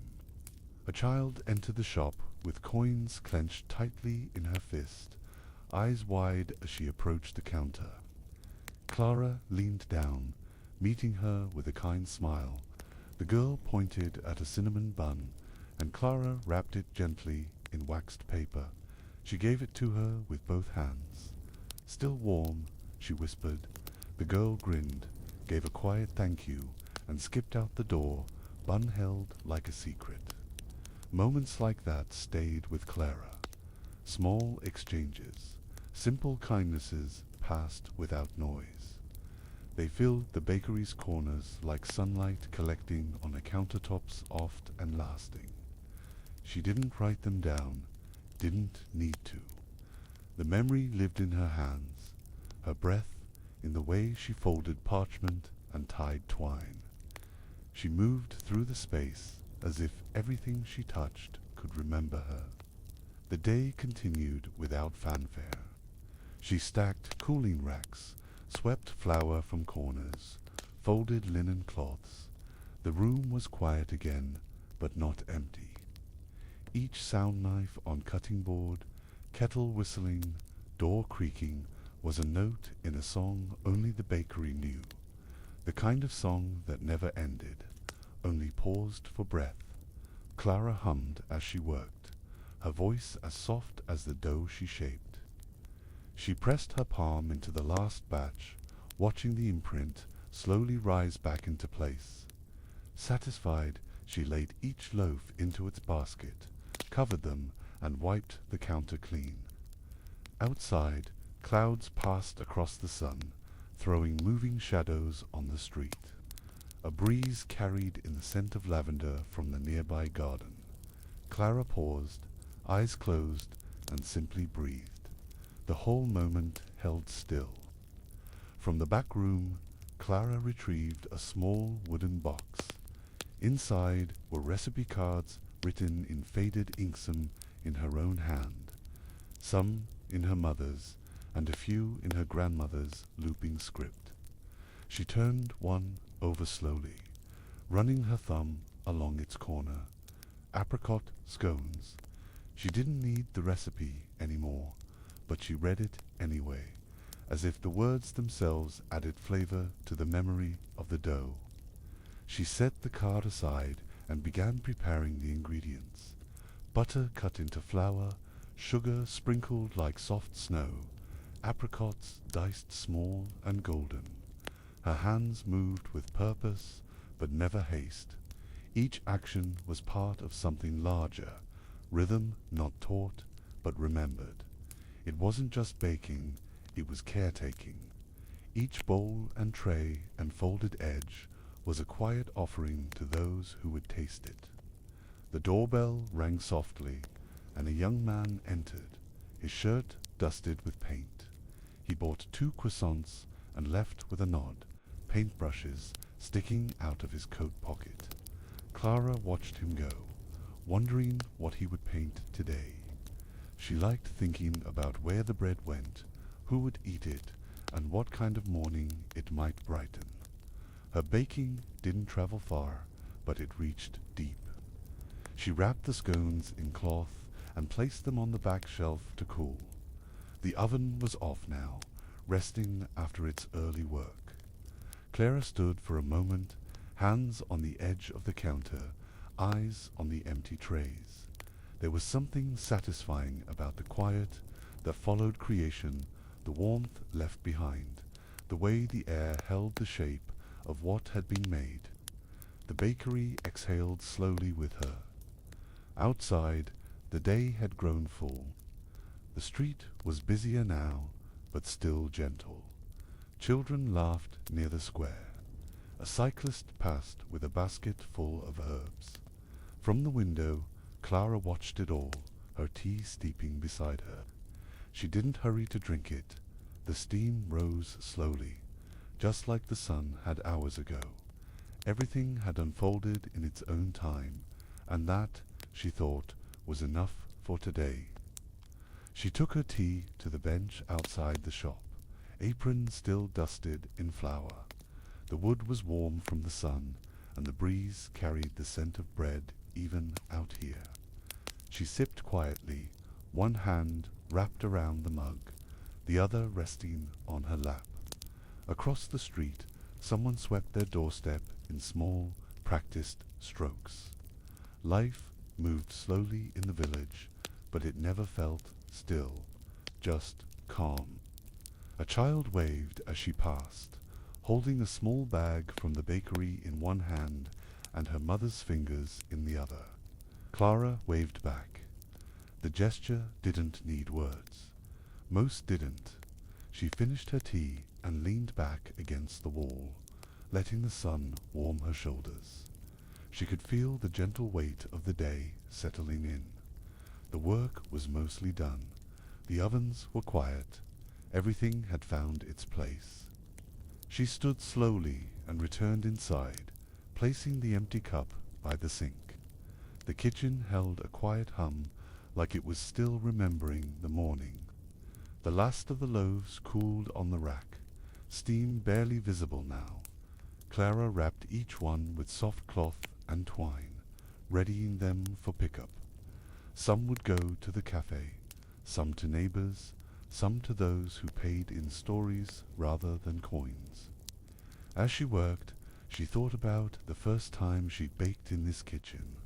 Her hands were younger then, her movements unsure. The oven had intimidated her.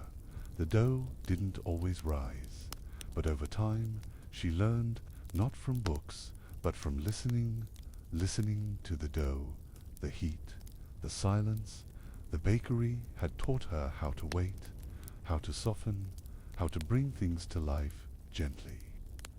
She pulled a small notebook from the shelf and jotted down a few thoughts-new ideas.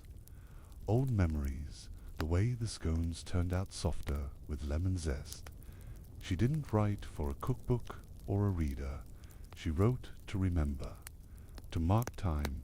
Each note was a little breadcrumb, trail back through mornings like this one. The ink dried as she smiled softly, then closed the book and tied it shut with ribbon. The sunlight shifted through the front windows, now stretching long across the wooden floor. The scent of baked goods still lingered in the air, but it was quieter, now more memory than presence. Clara placed the last wrapped loaf in its basket and wiped down the counter with slow, circular strokes. It was a kind of farewell to the morning. The flour had settled, the fire had cooled, peace remained. She untied her apron and hung it on its hook by the door. The fabric still held the shape of her hands, the rhythm of her work. Her clothes beneath smelled faintly of cinnamon and firewood. She brushed a strand of hair from her cheek and looked round the room once more. Everything in its place. A quiet pride bloomed in her chest, not loud or showy, just the warmth that follows honest effort. Outside, clouds moved lazily across the sky, their shadows passing softly over the rooftops. The village clock struck noon, its chime drifting down the lane like a bell through water. Clara listened without needing to count the strokes. She knew the time by feel, the way the sun touched the window, the way the tea cooled, the way her shoulders settled. It wasn't about numbers, it was about presence. She walked through the shop one last time, straightening a basket here, tucking a corner of linen there. A few crumbs lay scattered on the counter. She left them, not out of neglect, but reverence. The space wasn't meant to be perfect, was meant to be lived in, to carry traces of warmth, of hands and stories, and mornings that had come and gone. The crumbs were part of the song. As she locked the front door and flipped the sign to closed, the bell above gave one last chime, then fell silent. Clara stood for a moment, looking out at the square. The bakery behind her held the hush of a task completed. She stepped into the sunlight, carrying only the scent of flour on her sleeves and the softness of a day well spent. The wind shifted gently, and she walked without hurry.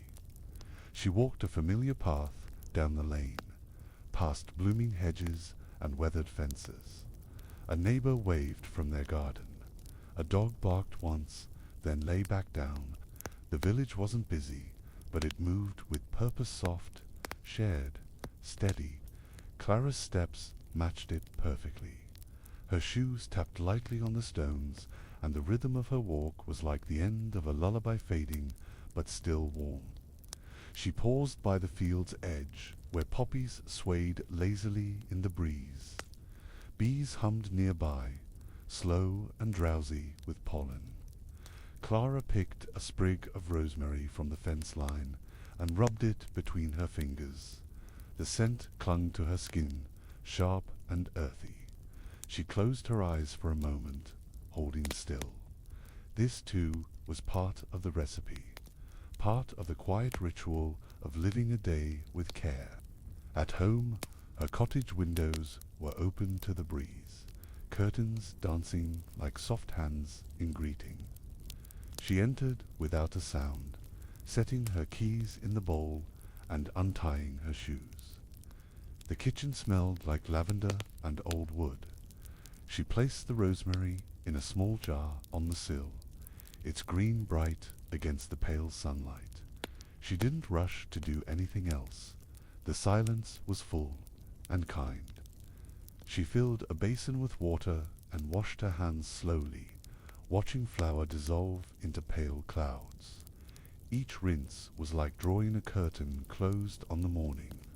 She dried her hands with a linen towel stitched with her initials, then poured herself one last cup of tea, not hot now, but still comforting. She sat by the window where birds gathered in the grass, pecking softly at nothing in particular. The cottage creaked as it settled, echoing the rhythm of her breath. She thought of tomorrow not with urgency, but with quiet assurance. There would be more dough to knead, more trays to fill, more names to greet with a smile, but not yet. Today had been enough. She closed her eyes briefly, letting the light on her eyelids mimic the sun that rose with her, and now rested with her too. A breeze carried in the scent of baked earth and herbs. Time passed unnoticed for a while, the kind of time that didn't need measuring, just living. The cup in her hand grew lighter, and the shadows in the room stretched a little farther. Everything felt slower here, but not still, like dough-proofing on a counter, nothing visible, yet everything changing. She stood once more, opened a journal tucked on the bookshelf, and scribbled a short line: Thursday apricots, 2 loaves for Elsie. Perfect crust, that was all. No more needed. The pages were filled with such entries spanning years. Not stories, exactly, just notes. Traces she liked, knowing the bakery's memory lived here too, in pen and paper, in tiny details caught before they faded. Evening began to settle outside. The light turned honey-colored, and long shadows stretched across the walls. Clara drew her shawl around her shoulders and stepped outside once more. She stood on the stoop and looked toward the village smoke rising from chimneys, laughter echoing faintly from the square. She wasn't part of it now, but she had been. Her presence was baked into its rhythm. She turned back toward the door, stepping inside slowly. Behind her, the garden swayed in the soft wind. The door clicked closed. In the quiet that followed, there was no need for sound, just the hush of home, the scent of rosemary, and the sense of having given something to the day. She placed her journal on the table, folded her hands in her lap, and let herself sit in the golden quiet. And as the light faded, the bakery at Dawn's Edge rested too, the fire gone cold, the shelves quiet, the door locked with care, but inside it, all the memory of rising dough, the warmth of shared bread, the touch of flour on hands that shaped morning into something beautiful. And tomorrow it would all begin again, slowly, gently, just as it should. The Lantern Keeper's Night. In a quiet village tucked between 2 sleepy hills, there lived an old lantern keeper named Elliot. His cottage sat at the edge of the path, where the breeze always moved slowly and the stars came out early. Every evening, just before dusk, Elliot would rise from his chair, stretch gently, and begin lighting the lanterns one by one along the winding cobbled streets, humming a tune only the night remembered. The lanterns weren't ordinary. Each one glowed with a different warmth, some golden, some pink, some the pale blue of moonlight. Elliot didn't rush. He lit each lantern with care, whispering a soft wish into each flame: peace to the restless, comfort to the lonely, stillness to the heart. As the lights flickered to life, the village seemed to exhale, settling deeper into the arms of twilight. Children watched from windows, their eyelids heavy. Cats curled tighter in baskets. Bread cooled on sills beside cooling teacups. Elliot's presence was part of the night itself, steady, gentle, sure. The wind softened when he passed. Leaves stopped rustling, as if pausing to listen. Each step he took laid down a trail of hush, guiding the whole village into dreams. By the time the last lantern was lit, tapped the edge of the lake where fireflies played the sky had turned a deep navy, and the moon had begun her slow rise over the water. Elliot sat on the old bench by the shore, watching the ripples catch the light. This was his favorite moment, when everything had stilled, when the world paused between breath and sleep. Tonight, the stars felt closer. They blinked slowly, like they too were getting ready to sleep. Elliot leaned back, letting the night wrap around him. A soft owl call echoed from the woods. He smiled. The lanterns glowed along the path behind him, each one like a heartbeat in the dark. The lake whispered, the air cooled, and everything was okay. Elliot closed his eyes, not to sleep, but to listen. To the quiet hush of the grass, the soft lap of the water, the flicker of distant wings. Somewhere far away, a bell chimed once, low and slow. The sound didn't disturb, it settled. A reminder that time was moving, but gently. No need to keep track, no need to hold on, just float. He rose again and walked the path in reverse, checking each lantern with a gentle glance. None flickered, none struggled. All glowed calmly, like dreams waiting patiently in jars. He passed houses where everyone had settled in, curtains drawn, blankets tucked. Only the faint scent of lavender drifted through the air like a lullaby. As he reached the edge of the village, the trees whispered his name, not loud, just enough to let him know they saw him. He tipped his cap and continued on, past the garden gate, past the bakery's chimney, past the bench where a stuffed rabbit sat every night. Forgotten by day, remembered by the stars. Nothing was out of place. His cottage door creaked like it always did just once, then hush. Inside, everything waited. The worn armchair, the kettle wrapped in a cozy, and a single book open to the middle. He didn't need light inside. The glow from the nearest lantern filtered through the curtains, enough to show the shape of home, familiar, slow, kind. Elliot poured water into the kettle, set it on the stove, and sat. Outside, the night thickened, wrapping its arms around the village like a favorite quilt. He listened to the kettle hum as it heated low and soft, like a lullaby beginning. No urgency, no sharpness, just the rhythm of sleep getting closer, the rhythm of breath slowing. The kettle whistled gently, never loud. Elliot poured the tikka mamile, steeped with mint and let it warm his hands. He took small sips as the quiet folded deeper around him. No clocks ticked here, no footsteps passed, only the creak of the chair as he leaned back, the crackle of settling wood, and the sound of his own breath, steady and slow like the tide. He didn't read the book tonight. Some nights called for pages, others for stillness.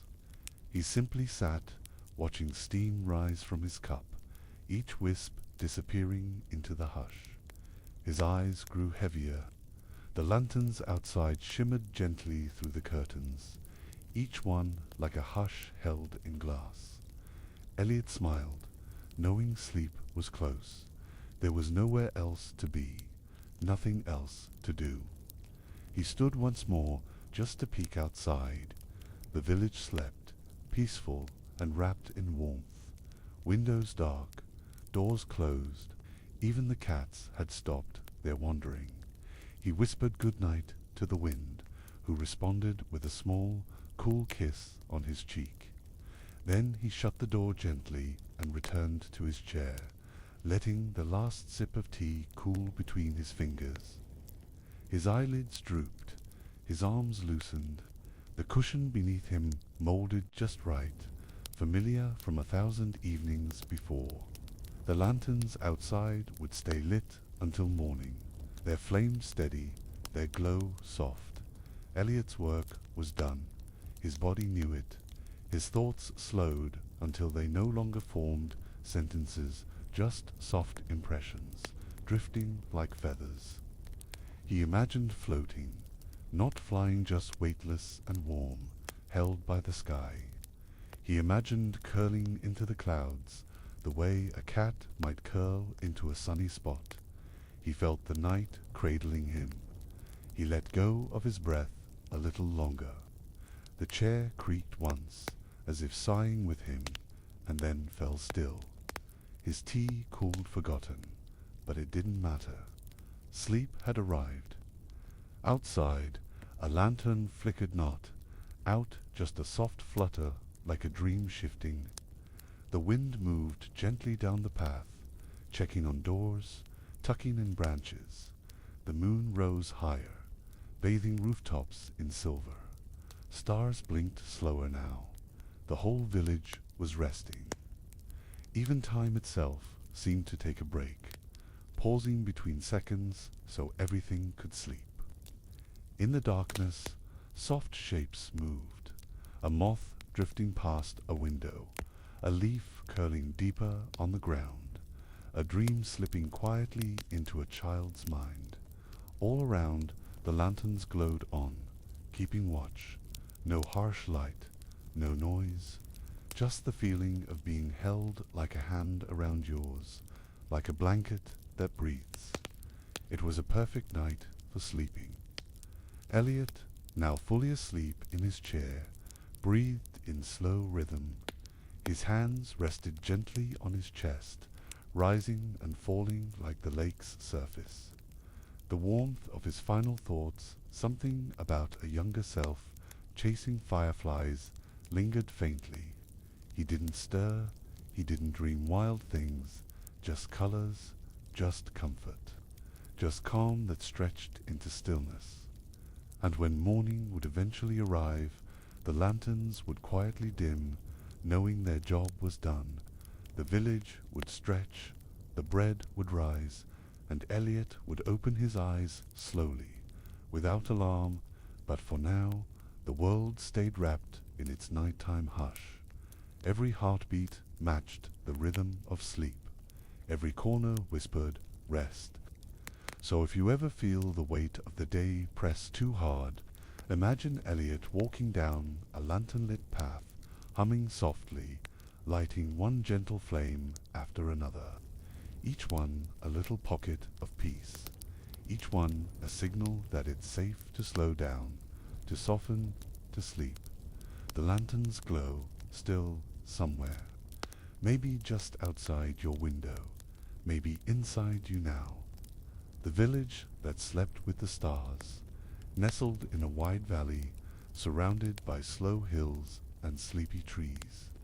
There lay a village called Lune. The roofs were round, the paths were mossy, and every window glowed with a candle after dusk. The village moved on its own time. No clocks, no alarms, just the sun, the wind, and the sound of soup simmering in kitchens as evening stretched into night. As twilight arrived, the villagers began their rituals. Curtains drawn, bread cooled, crickets sang softly outside open windows. In the center of the village was a round square where a fountain whispered and benches held stories. No one spoke loudly. Even the laughter sounded like a yawn. The whole place knew how to rest, and did so with grace. Old May, the baker, always left a candle in her window and a cinnamon roll on the sill for dreams passing through. Tom, the gardener, covered his flowers with soft blankets of netting so the petals wouldn't get cold. A child named Nevie set her stuffed rabbit on the roof each night so it could watch the stars and report back in the morning. The village didn't have street lights. Instead, they had dream lanterns hung from tree branches and porches, filled with oils that flickered blue and gold. They gave off no heat, just warmth, a softness you felt in your chest. Fireflies often came to join them, blinking in slow rhythm as if syncing their glow with the beat of the sleeping town. Down by the stream, the weaver's cat, Bramble, padded softly along the stones, checking that all the looms had stopped humming. Even the water slowed at night, curling gently around stones as if settling in. The stars overhead grew bigger somehow, leaning down just enough to touch the rooftops. The sky watched the village with quiet affection. In one small cottage, an elder named Lune lit a special incense lavender with a hint of smoke and memory. He told stories to the wind, and the wind listened. Tonight, he whispered of a fox who found a bed made of leaves and dreamed of music. The breeze carried his tale across the thatched roofs, through cracks in shutters into sleeping ears. The village clock tower never struck midnight. It only hummed a note once, low and soft, like a lullaby too shy to be sung. That hum travelled through the cobbled paths, up into eaves and down into pillows, curling in beside every dreamer. It reminded them, you are safe, you are warm, and there is nothing you must do now except rest. In the forest, just beyond, owls kept watch, not because they had to, but because they liked seeing dreams drift from the chimneys like steam. They hooted gently now and then, a sound that wrapped around the village like a scarf. In return, the village breathed slowly, as if to say, "Thank you, we're still here, we're at peace." One by one, the candles flickered out, not from wind, just readiness.